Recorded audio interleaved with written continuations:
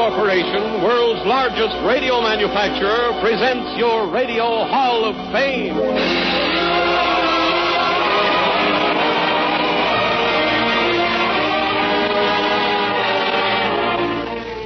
Today and every Sunday, for 1 full hour, the stars made great by your recognition of their achievements are brought to you by Philco Corporation, makers today of radar and electronic equipment to help win the war, makers tomorrow of products for good living in a world at peace. This afternoon, the Philco Radio Hall of Fame pays special tribute to the great comedian Fred Allen, Lawrence Tibbett, star of the Metropolitan Opera and Your Hit Parade, Raymond Edward Johnson, who is Raymond of Inner Sanctum, the Jukebox Queen, Lilton Martha Tilton, Portland Hoffa, Allen's Alley, the Mighty Allen Art Players, Paul Whiteman, the orchestra, and chorus. Our guest of honor and master of ceremonies today is a man who has just won the Peabody Award, the top award in radio for comedy unexcelled over a period of 12 years. He is one of the greatest entertainers of our time. His nasal twang is probably as familiar to the radio public as any voice on the air. His dry, sharp wit is in the great American tradition of such men as Mark Twain and Will Rogers. An introduction like that can be followed by only one man in the world. Ladies and gentlemen, Fred Allen.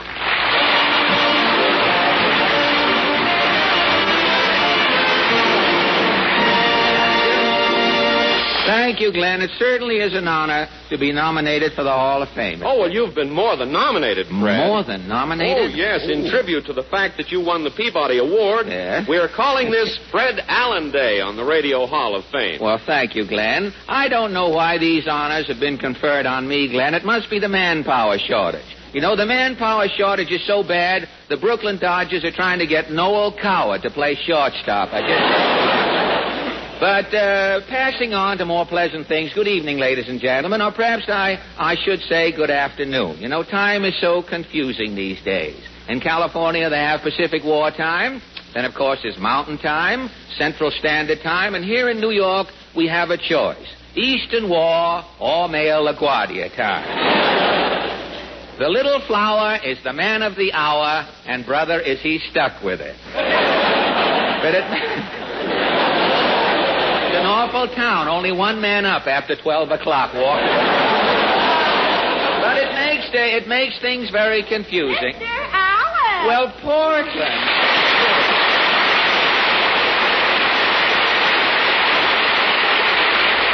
Well, if it isn't Portland. Mr. Allen! I don't know why I'm surprised, Portland. So surprised, rather. You know, there's one thing in radio I can never understand. Those comedians who always act so surprised. You know, the fellow yells, "Well, the Mad Russian, what are you doing here?" The Mad Russian, they came down to the studio together at 6 o'clock in the morning. All day long, they've been trying to remember other people's jokes they can tell on their program that night. They read over the script 90 times during the day. They had breakfast, dinner, and supper together. It's 9 o'clock at night. The program starts, and the comedian is surprised. He said, "Well, the Mad Russian, what are you doing here?" What is the Mad Russian? What is the Russian doing there? He's trying to get a few laughs.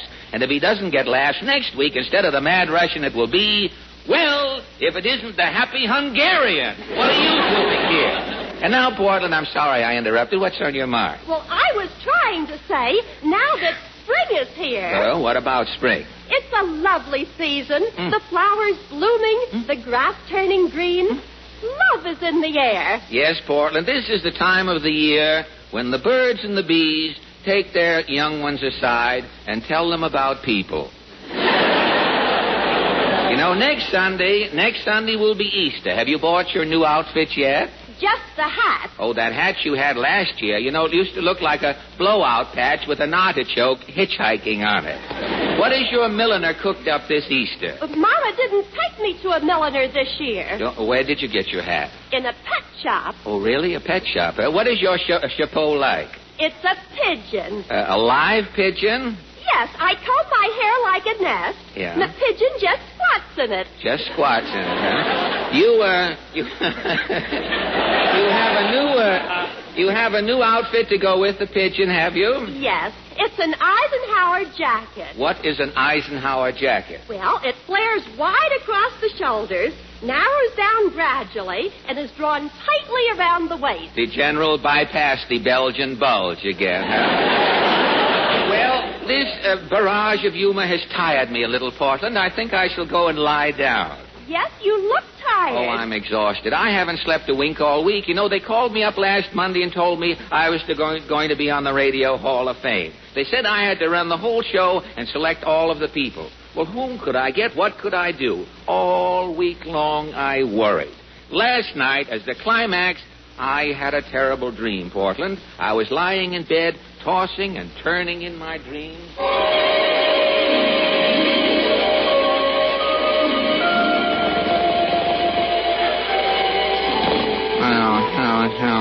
Radio Hall of Fame. Pick all the people. Music, Paul Whiteman, Hall of Fame.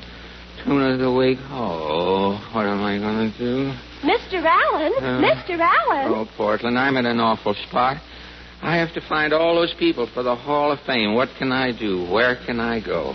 Say, why don't you go down to Allen Valley? Say, that's a good idea to start a mythical program. Have you got a question? Yes, you know, for the next 3 months, the OWI has announced the civilian quota of meat will be reduced 12%.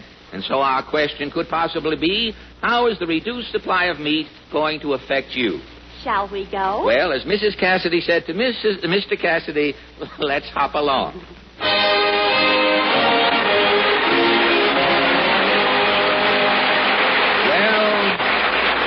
Here we are back in Allen's Alley, Portland. I wonder if the same old people still live here in the same old houses. Let's try this first house. Yes? Senator Bloat? Yes? Well, tell me, you haven't changed a bit, Senator. Tell me, Senator, how do you feel about this reduced supply of meat for civilians? It's terrible. Out west, meat is so scarce, buzzards are circling over vegetables. Buzzards are circling over vegetables, eh? Yes, and in New York, the situation is deplorable. How do you mean? After the curfew, people go to apartments. Yes? Curtains are drawn. Yes? Lights are lowered. Yes? People sit there in the semi-darkness. And what do? You mean, Senator? They eat meat. Gad, meat easy, Senator? Well, tell me, what is the solution, Sen? Are you taking any action? If my bill, the bloat bill, goes through... Yes? People will eat seafood. Good. What seafood do you suggest? Crab meat. I'm eating crab meat 3 times a day. Oh, good. Crab meat for breakfast. Yeah? Crab meat for lunch. Yeah? And crab meat for dinner. Well, hasn't eating all of this crab meat bothered you any? Yes. When I walk, I walk sideways. I thank you. Well, the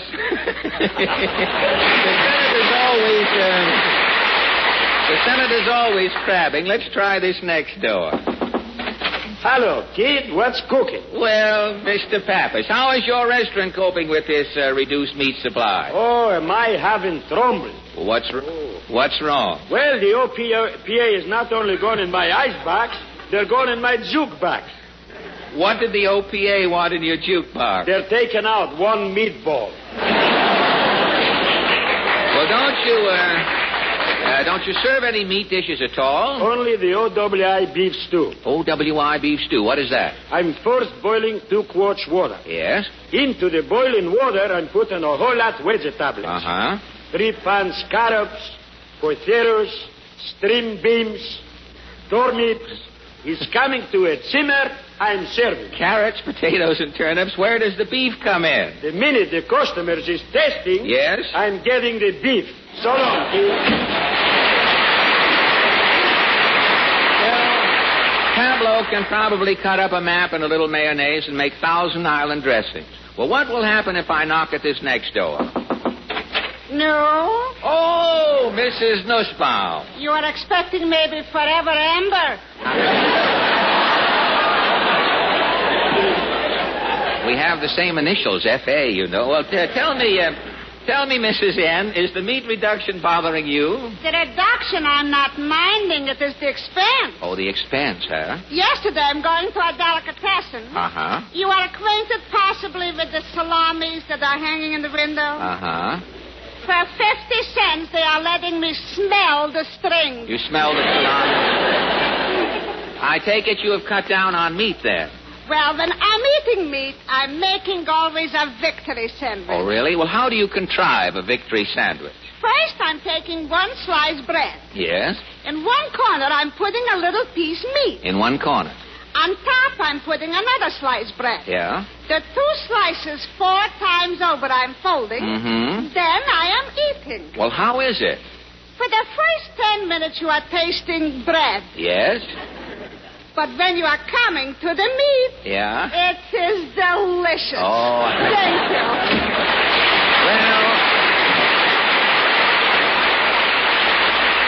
Well, we're almost at the end of the alley. I wonder who lives in here. You knock, mister. I'm to home. Name a subject.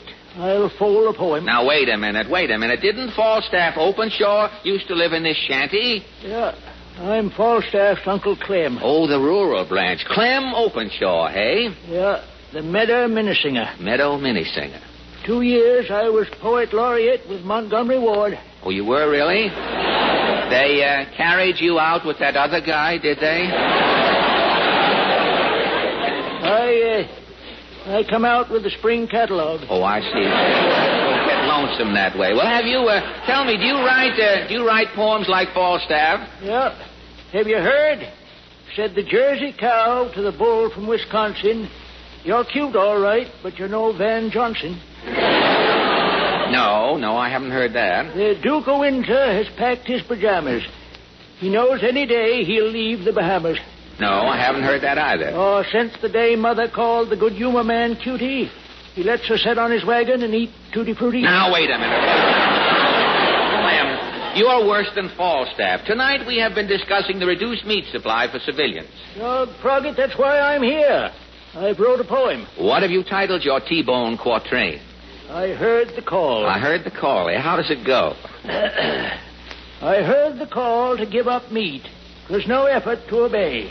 To shun all stews and beef ragouts, tenderloin and filet, pot roast veal and liverwurst, hamburger and pig's feet, fricassee and lamb chops I'd rather die than eat. I ain't bragging I'm patriotic, but deep down underneath, I know the reason I don't eat meat is 'cause I ain't got any teeth. Well, very good. Well spoken, Ken. Now, There's only one more house in the alley. Let's try here. Hello, Fred. Oh, wait till we open the door, Paul. Don't come.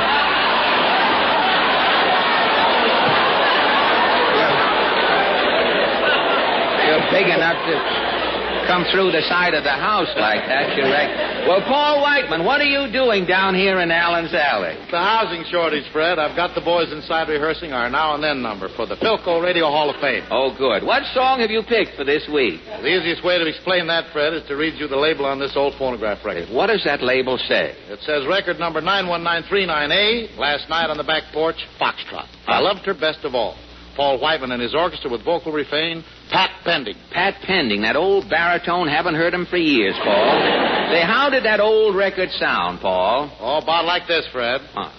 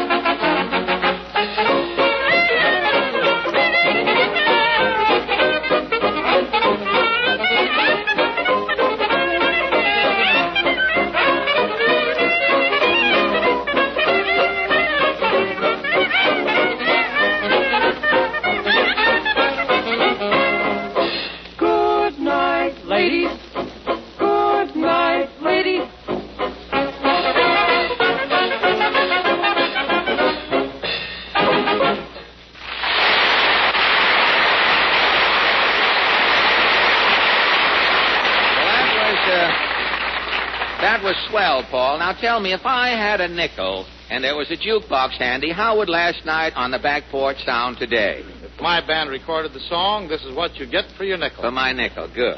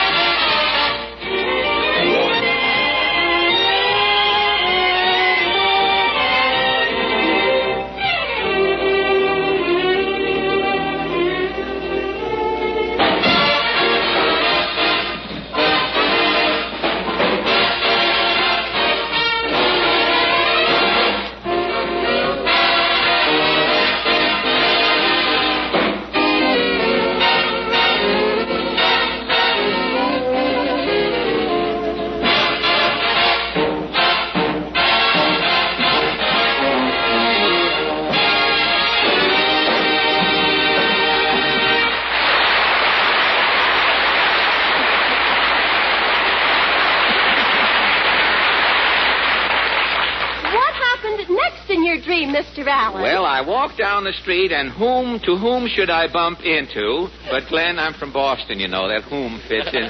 But Glenn Rigg. And what did he say? Well, Mr. Rigg said... In the modern research laboratories maintained by Philco, more than 500 engineers, scientists, and technicians are at work to speed the progress of electronic science. Before the war, they pioneered in improving the range, performance, and tone of Philco radios and radio phonographs, providing better radio reception and greater enjoyment from recorded music. Today, they devote themselves entirely to the miracles of modern warfare, new radar and electronic weapons that are helping our fighters crush the enemy. Tomorrow, these Philco research scientists will devote their widely varied skills once more to peacetime progress. In their laboratories, they will translate the modern achievements of electronic science into new and greater enjoyment of radio and recorded music. And in your home, the Philco name, famous for quality the world over, will more than ever stand for radio leadership.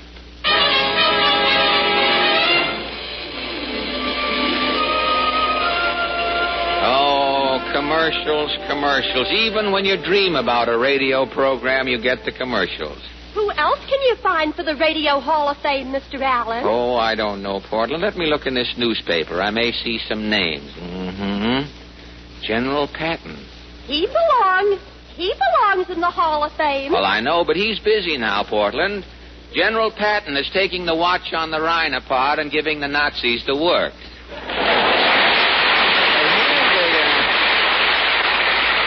Say, here's a girl's name in Winchell's column.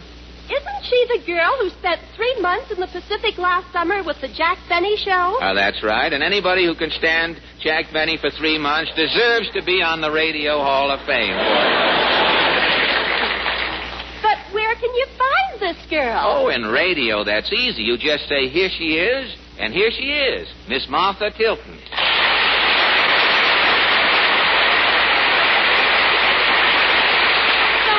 Thank Martha, you. I think that you deserve the Presidential Citation for Outstanding Bravery. Well, all I did, Fred, was to try to entertain the boys. A lot of other actors have made the same trip. Well, I know, Martha, but they didn't have to go with the gray ghost of Waukegan. You know, on those jungle islands, when Benny sat around with the monkeys, it must have looked like one man's family. Well, I thought you and Jack were good friends. Well, we used to be years ago. You know, when we were kids, little Jackie had no mittens. On cold days, I used to let him keep his hands in my pockets. Well, when we grew up, I couldn't seem to break him of the habit. One day, my Boy Scout knife, a fishhook, my apricot, and 3 worms were missing. There were words. Is that what started you fighting? Oh, yes, Martha. That started the whole thing. Benny blew his top. I picked it up, brushed it off, and stuck it back on his scalp again. And from then on, it's been the battle of words. Tell me, are you going back with old Dorian Gray again?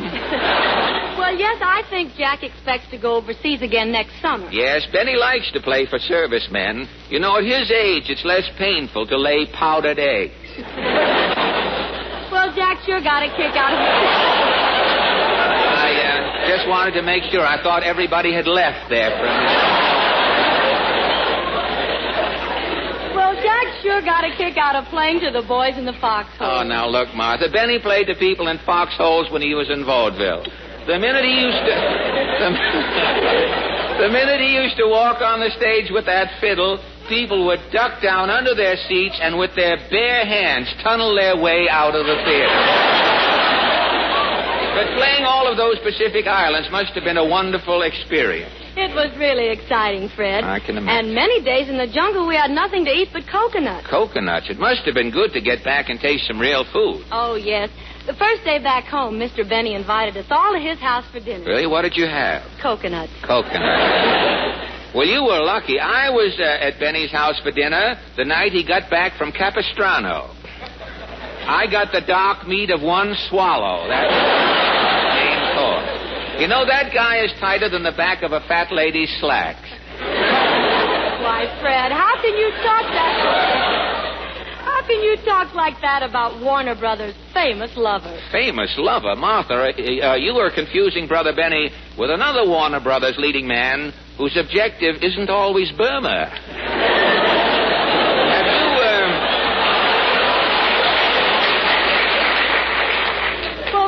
Have you seen Jack's new picture, The Horn Blows at Midnight? Yes, the horn blows at midnight, but the audience blows the minute the picture starts. But enough small talk about a small talent, Martha. I really dreamed you up here on the Radio Hall of Fame, you as the pride of the jukeboxes, to sing a song. Now, what would you suggest? I'd like to sing A Stranger in Town. Anybody we know?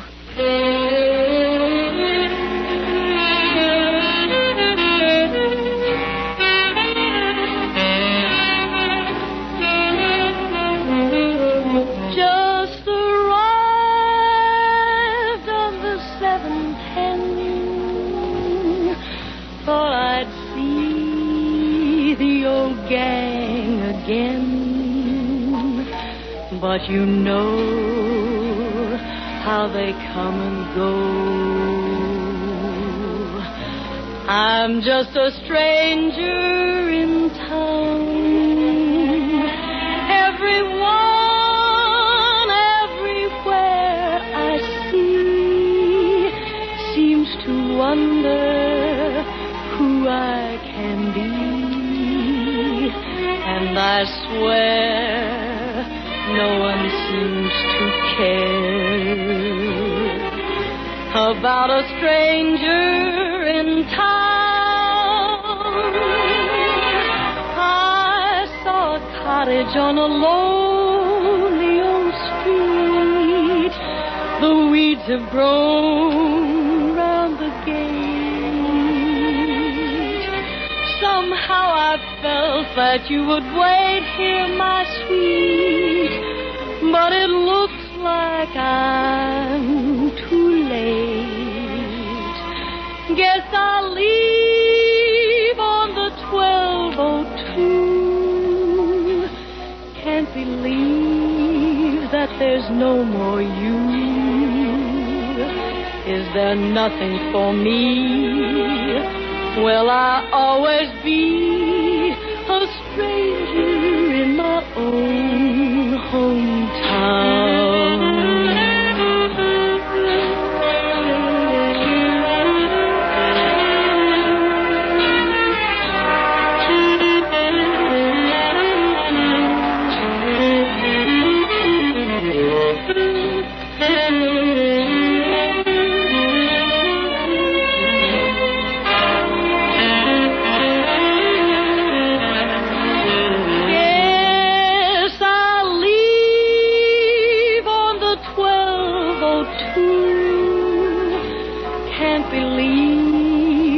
There's no more you. Is there nothing for me? Will I always be a stranger in my own hometown?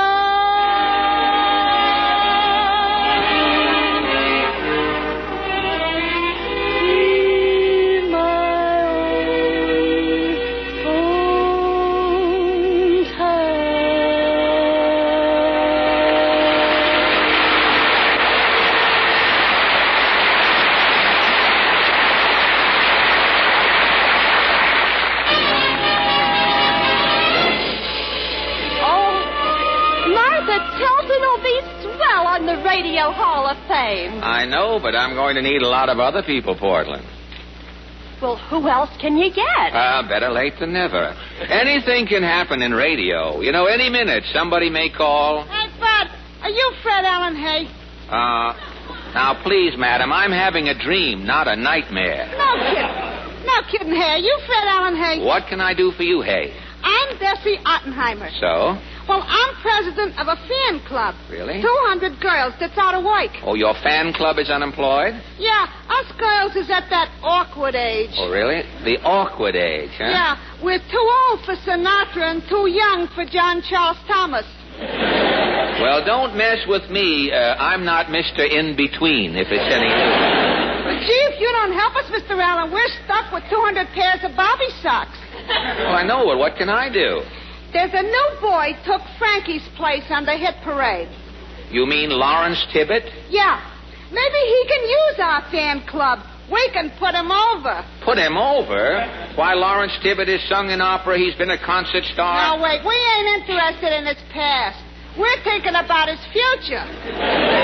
You really prefer Mr. Tibbett to Sinatra? And how, mister? When Larry sings I Walk Alone, you know he can do it.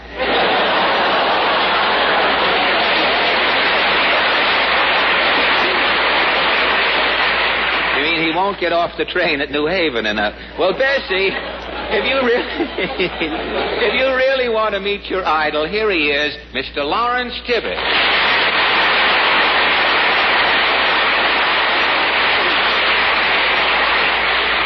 Mr. Tibbett, this is Bessie. Hiya, chum boy, you know what I mean? The name, madam, is Lawrence Sterling Maynard Francis Tibbett. Yeah? The initials are LSMFT. Well, my name is Bessie Ottenheimer. The initials are B.O. They're as well known as your initials.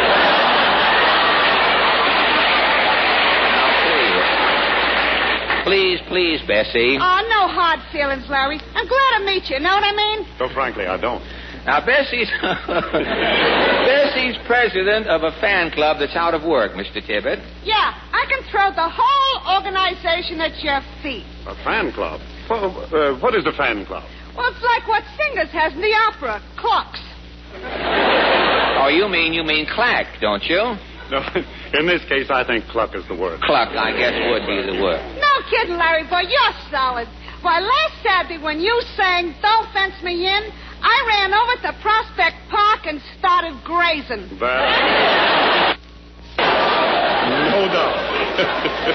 Well, do you think you can use this lost fan club, Mr. Tibbett? We was formerly with Sinatra.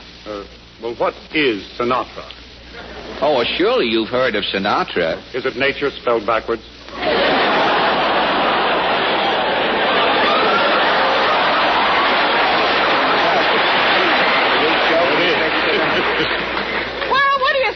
Harry. When do we start swooning for you? Well, I don't know. Anytime. We can make you another Carmen Lombardo. Madam, threats will get you no place. Now, look, Bessie, why don't you give Mr. Tibbet a little time to think it over? Okay. And in the meantime, Bessie, if Mr. Tibbet doesn't get in touch with you, I hope you'll show him the same consideration. It's a deal. Us girls are given 24 hours. Good. After that, Andy Russell, here we come. So long. So long, Bessie.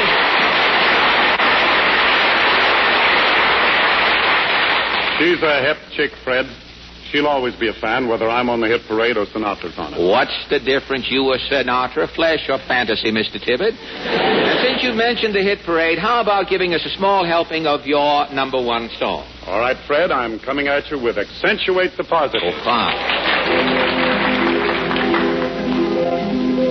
Gather round me, everybody.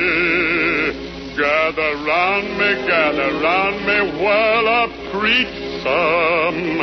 Feel a sermon, yes, sir, feel a sermon coming on me.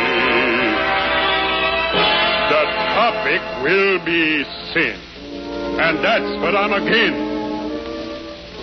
If you wanna hear my story, then settle back and just sit tight. Start reviewing the attitude of doing right. You gotta accentuate the positivity, eliminate the negative, latch on to the affirmative, but don't miss in between. You gotta spread joy to the maximum, bring gloom down to the minimum, have faith, a pandemonium, a life to illustrate, small as the mark, shown in the whale, no in the ark. What did they do? Just when everything looked so dark. Man just said you gotta act and accentuate the positivity, eliminate the negative, latch on to the affirmative, but don't in between. No, don't mess with mystery in between.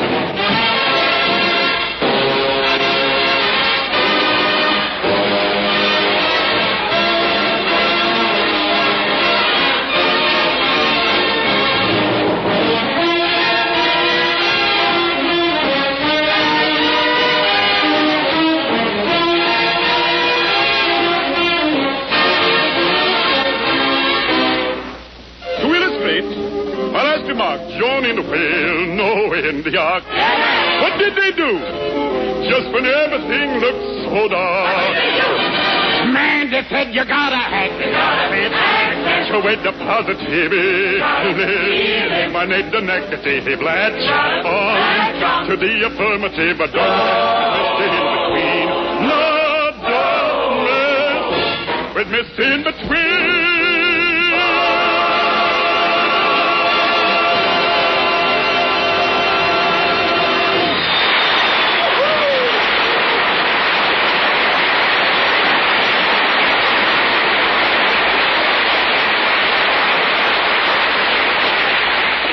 After Mr. Tibbet sang Portland, I seemed to doze off. Suddenly, I heard that man again. He was saying, when Philco introduced its advanced design refrigerator, the new and exclusive features which made it a new kind of a refrigerator were instantly apparent. But the most important feature of all, dependability, was not visible. During these years, when the reliability and trouble-free performance of the family refrigerator has been of vital importance, the precision and care with which the Philco refrigerator was built, the quality of its construction and materials has paid big dividends to its many owners. All over America, there are people who know that while you can't see dependability, the Philco name on their refrigerator is a promise of quality and reliability. And when the time comes for choosing a new refrigerator, behind the features which the progress of science will produce will be this promise of the Philco name, famous for quality the world over.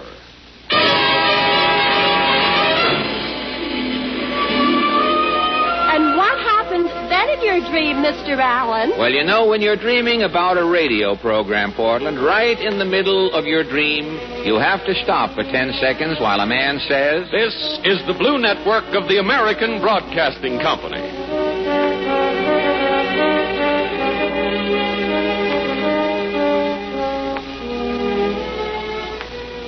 And then, Portland, you even have to hold up your dream a little longer while the same man says... Ladies and gentlemen, you're listening to the Philco Radio Hall of Fame with Fred Allen, Portland Hoffa, Lawrence Tibbett, Martha Tilton, Raymond Edward Johnson, who is Raymond of Inner Sanctum, Paul Whiteman, the orchestra and chorus. And now what comes next, Mr. Allen? You could have the Song of the Week. Hey, that's right. Mr. Paul Whiteman could nominate for the Hall of Fame the best music seller, and Martha Tilton could sing, mark you, My Dreams Are Getting Better All the Time.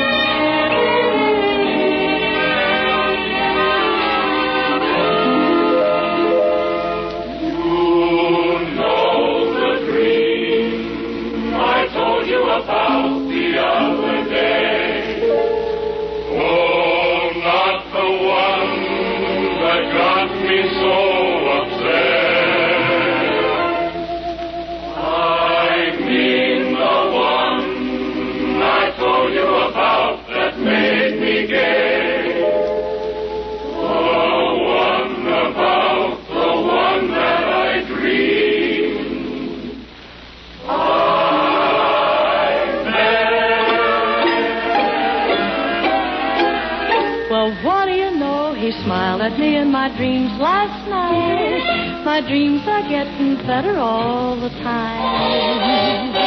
And what do you know, he looked at me in a different light. My dreams are getting better all the time. To think that we were strangers a couple of nights ago. And though it's a dream, I never dreamed he'd ever say hello. Oh, maybe tonight I'll hold him tight when the moonbeams shine. My dreams are getting better all the time.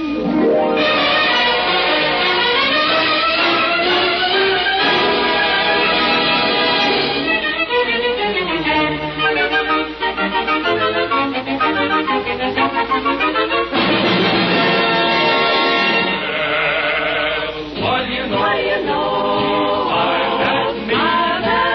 Getting better all the time. Better and better, and what do you know? What do you know? She looks at me. My dreams are getting better all the time.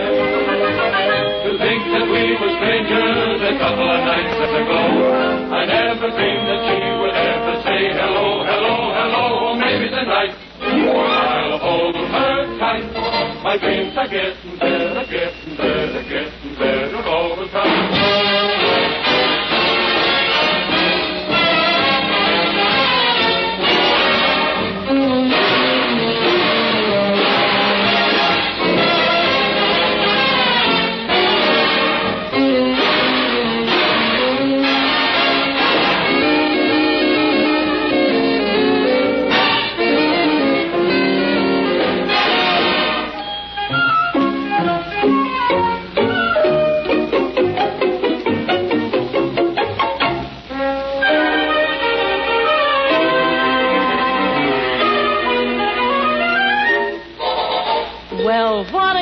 He smiled at me in my dreams last night. My dreams are getting better all the time. And what do you know? He looked at me in the different light. My dreams are getting better all the time. To think that we were strangers a couple of nights ago. And though it's a dream, I never dreamed he'd ever say hello. Or maybe tonight I'll hold him tight when the moonbeams shine. My dreams are getting better all the time. What do you know? She laughed. What do you know? My dreams are getting better all the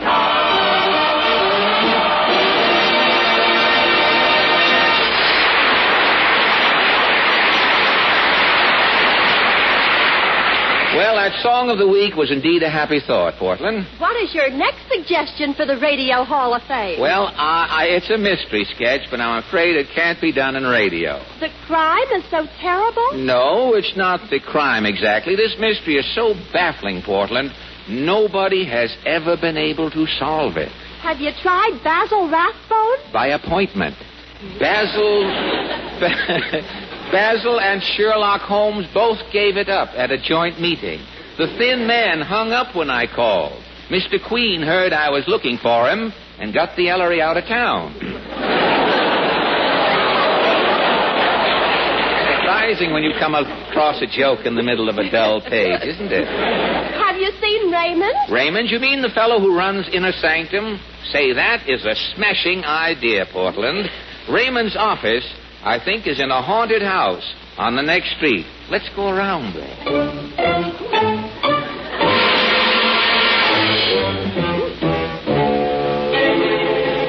Here's the place, Portland. There's the sign on the door. Inner Sanctum. Through these portals pass the most beautiful ghouls in the world. Mr. Allen! Now stop shaking, Portland. Gosh, your teeth are chattering. It sounds as though there's a dice game going on in your mouth. I'm scared. Well, take my hand. Just grab one of the veins. I'll open the door.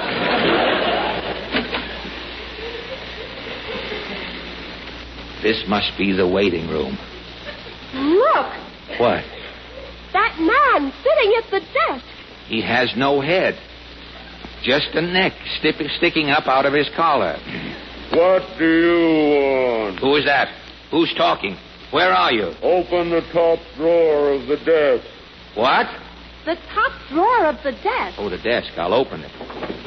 Gad. A head. Well? Is that your body sitting in the chair? Yes, my sinus bothers me. Your sinus? Yes, there's only one way I can get any relief. I take my head off and put it in this drawer. Where is Raymond? Go through that door. Oh, thank you. Just a minute, chum. Yes? There's a draft here. Close this drawer. Okay. Thank you. Oh, that's all right. Gosh, this place is spooky. Well, the head said that Raymond was through this door. Now, let's see. This room is empty. Ooh. Ooh. Who was that? Who are you? I'm a woman ghost. Oh, woman ghost? I'm releasing a man ghost for active service. Where are you? Why don't you come out? I can't come out. Why not? My sheet isn't back from the laundry. Look, where can we find Raymond? Through that door. Thank you. So long, big boy. Say, I'd like to take you out sometime. Sorry, big boy. You mean ghosts don't make dates? The spirit is willing, but there isn't any flesh. I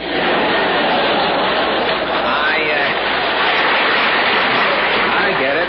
Well, let's go, Portland. Not me. I'm getting out of here. Goodbye. Well, I'll go ahead alone. I'll try this next door.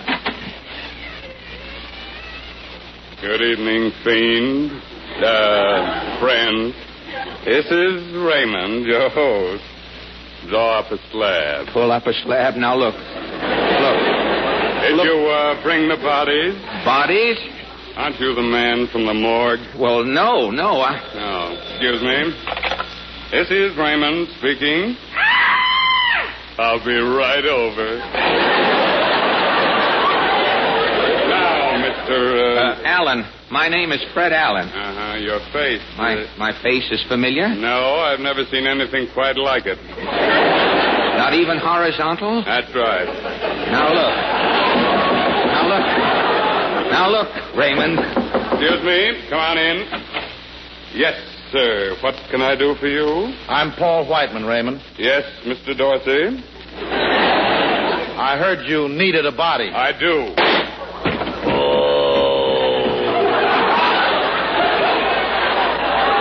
Thank you, Mr. Whiteman. Now, look, Raymond. As long as the right man died. We didn't kill Dorsey. if he isn't on the show. You know what Afro'll do. What's on your mind, Look, Raymond, Mr. Allen? I hate to interrupt myself in this fashion. That's right. I have a mystery sketch I want to put on the Philco Radio Hall of Fame. What? Yes? My mystery has no finish. Nobody, Raymond, has ever been able to solve it. But I have solved hundreds of mysteries. I know that. The mystery of the man who didn't know he was dead. The man didn't know he was dead? No, he had a glass body. I looked through the glass and saw his heart had stopped beating. And? I told the man he was dead. Did he lie down? No, he collected his life insurance and became a vice president of the Blue Network. Well, my mystery is even more baffling, Raymond. Baffling than that one. Yes. What is your case about? I'll show you. Pull up a slab, Raymond. My mystery starts with some mysterioso music.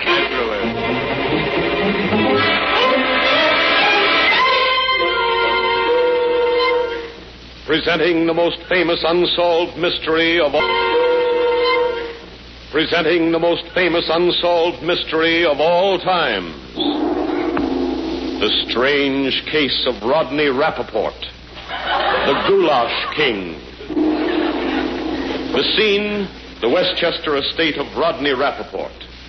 Heaves, the butler, is flushing a moth in the drapes. The doorbell rings.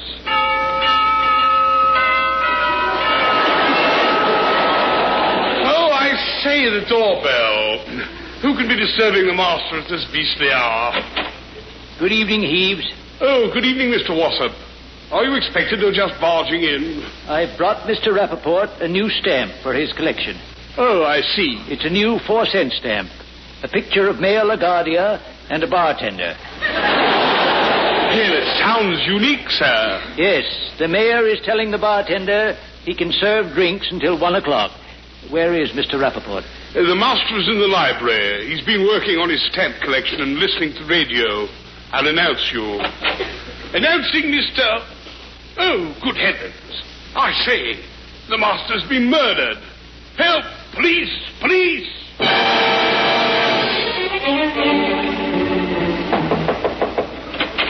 Yes, sir? I'm Inspector Bagby of the State Police. You've come about the murder? Yes, I'm auditioning. If I solve this case, next week they're putting me on Gangbusters. Now, where's the body? Right here in the library, sir. Thank you. Now, all right, Butler, you round up everybody in the house. Bring them here to the library for questioning. Make it snappy. Right-o, sir. I'll take a look at the body. Uh-huh. Stamp book open on his lap. Piano wire around his neck. Pastry knife stuck in his back. His skull fractured by this horseshoe. An arsenic bottle on the table. And his hand clutching the dial on his radio. What is it? Here are all the others, Inspector Bagby. Good. This is Minerva, the cook. Hello, handsome. This is James, the chauffeur. Hiya, Flatfoot. And this is Mr. Joshua Wassop. He worked with Mr. Rappaport on his stamp collection. Oh, really? How do you do? All right, now you folks know why I'm here. Somebody in this house murdered Rodney Rappaport. Now, who done it? I did. Now, wait a minute. Somebody's lying here. I can't arrest 4 people for one murder. Sing Sing will have to install an electric Davenport. Now, I'm going to grill you one at a time. First, you, James, the chauffeur. I confess I killed him. Why? For 15 years, every day I've been driving Mr. Rappaport to work in his horse and buggy. You liked your boss? I hated him. I was crazy about the horse. The horse was my best friend. But why? The meat shortage came. The horse disappeared. I suspected Rappaport. Why? One night I found a horseshoe in my goulash.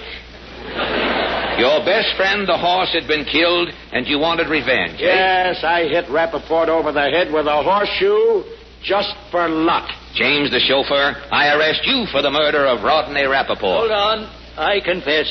I killed Rodney Rappaport. You, Joshua Wassop, the stamp collector? I put arsenic on the back of all his stamps. Rodney licked one and died. What was your motive? I was supposed to inherit his stamp collection, but Rodney made out a new will and left me $5 million instead. And you murdered him? It wasn't the money. Then why? Without a stamp collection, I could never get on Hobby Lobby. I arrest you, Joshua Wassop. Hold it, big boy, I confess I'm the real murderer. Minerva the cook? Yes, Daddy. I killed him because I loved him. You, a cook, were in love with your employer? Rodney was crazy about my lemon meringue pie. I see. For 20 years, every night, I made him a lemon meringue pie. Uh-huh. When I put the lemon meringue pie on the table, Rodney'd kiss my hand. Then why did you stick this pastry knife in his back? This morning I found the real reason he was kissing my hand. It wasn't affection? He was licking the meringue off my finger. I arrest you, Minerva the cook, for the murder of Rodney Rappaport. Now, stop. There's a lot of hugger-mugger. I confess. I committed the murder. I strangled him with a piano wire. It was a G-string. Now, wait a minute, Heaves. Why should you kill him? When I found he used the horse in his goulash, I was afraid of my life. Why? I weigh 300 pounds. Who knows? I might have been next. I think you're all lying. I'll give you one last chance. Now, come clean, all of you. Who murdered Rodney Rappaport? I did. Well, Raymond. I see what you mean, Fred. That's the mystery. Here's the body. You see the wire around his neck, the blood-stained horseshoe, the knife in his back, and the poison stabs. Now, who killed Rodney Rappaport? It's all very simple, Fred. You have the solution? It's quite obvious. None of these people murdered Rappaport. But I twisted the piano wire about his neck. Yes, Heaves, but the wire caught on the back of Mr. Rappaport's dicky. Couldn't be pulled tight enough to strangle him. Looked, by George. I conked him over the head with a horseshoe. Yes, James, but you missed the medulla oblongata. You may have given Mr. Rappaport a concussion, but you did not kill him. That's what ignorance will do all the time. But I put the knife in his back. I know, Jacqueline, but the blade was deflected by the third rib. No vital organ was touched. That's what I get for not joining the nurse's aid. That proves that I committed the murder. I put the arsenic on the stamp. Yes, Wash-Up, but Mr. Rappaport did not lick the stamps. He was drooling on them. Well, as the nose said to the Kleenex, I think I'll blow. There you are, Mr. Allen. That disposes of all your suspects. You mean that none of these people murdered Rodney Rappaport? They all attempted to. Yes? But they murdered him after he was dead. But how? You see, Rodney Rappaport's hand is still clutching that radio dial? That's right. The radio dial is set at 66? 66. That's right. This clock knocked off on the floor is stopped at 7:30. At 7:30 Sunday night, Rodney Rappaport turned off his radio? Yes, he had been listening to the Jack Benny program. And listening to Jack Benny for 30 minutes killed him? Rodney Rappaport was bored to death. Bored to death is right.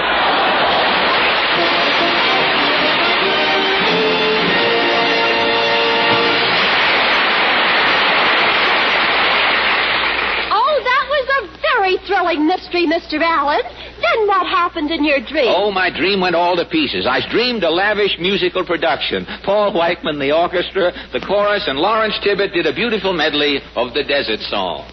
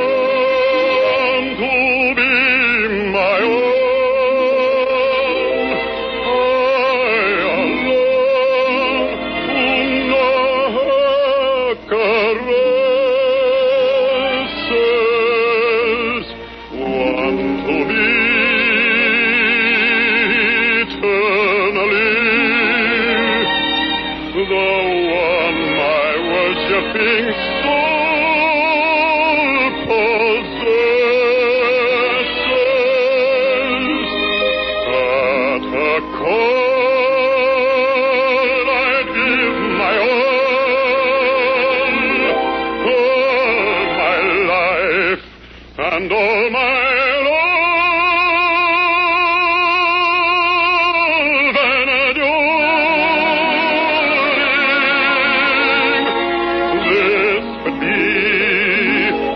magic word to me. If she were mine,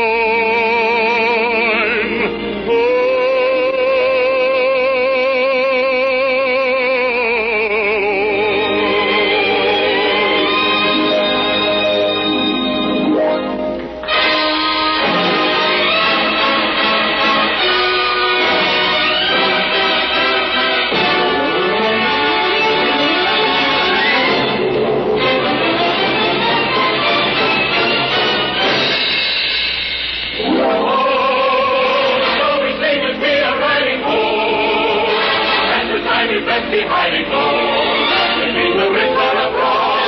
Oh, before you get in the zone. Oh, that's the sound that comes to warm your soul.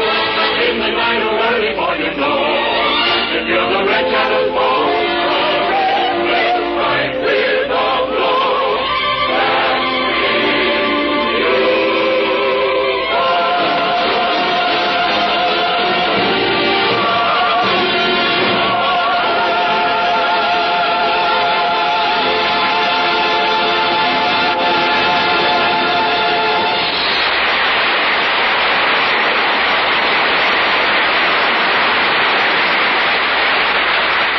Ladies and gentlemen, I'd like to take these few seconds to speak on a very important subject. The supply problem for the war is of almost unbelievable proportions. We've got the ships, nearly 4,000 of them, and 3 new ones are being built every day. But we need experienced men to run them, licensed mates, engineering officers, ABs, firemen, oilers, water tenders, and practically all other branches of experienced seamen. And this is one of America's most urgent manpower problems. The experienced seaman who signs up now knows that he is not only helping the war effort tremendously, but is assuring himself of a job with a great future. Advancement is now faster than ever before, and men are paid while attending upgrading schools. So, if you are a skilled or highly experienced seaman, apply at once by wiring collect to the Merchant Marine, Washington, D.C., giving your rating, license, and address. If you are accepted for duty, you will be put on standby pay immediately and furnished transportation to port of assignment. Thank you, and good night.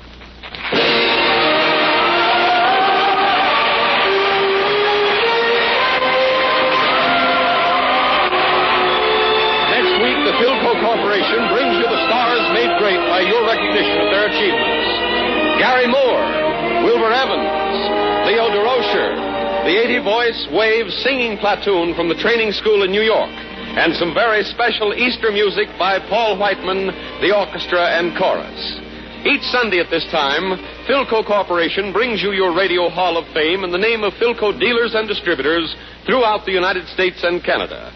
After victory, those dealers will bring new products for good living to your home. Finer radios, phonographs, refrigerators, and air conditioners under the Philco name, famous for quality the world over. This visit to your Radio Hall of Fame will be transmitted to our men and women overseas by shortwave and through the worldwide facilities of the Armed Forces Radio Service. This is the Blue Network of the American Broadcasting Company.